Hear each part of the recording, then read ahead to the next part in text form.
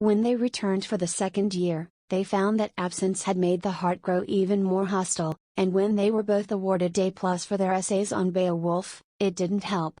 Simon Jakes remarked at New College High Table one night that if Philippa Jameson had been born a boy, some of his tutorials would undoubtedly have ended in blows.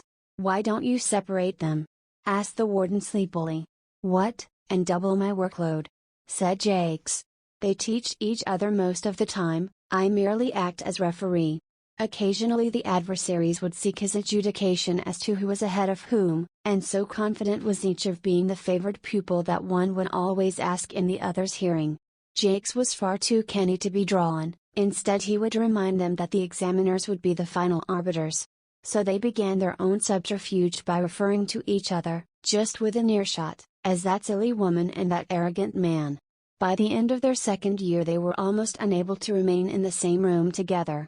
In the long vacation William took a passing interest in Al Jolson and a girl called Ruby, while Philippa flirted with a Charleston and a young naval lieutenant from Dartmouth.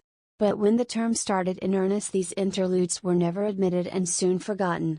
At the beginning of their third year they both, on Simon Jakes's advice, applied for the Charles Oldham Shakespeare Prize along with every other student in the year who was considered likely to gain it first.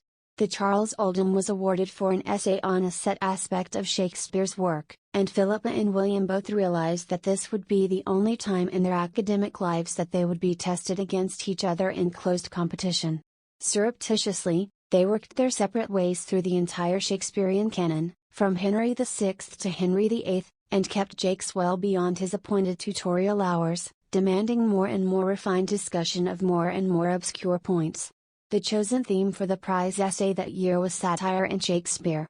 Troilus and Cressida clearly called for the most attention, but both found there were nuances in virtually every one of the Bard's 37 plays. Not to mention a gross of sonnets, wrote Philippa home to her father in a rare moment of self-doubt.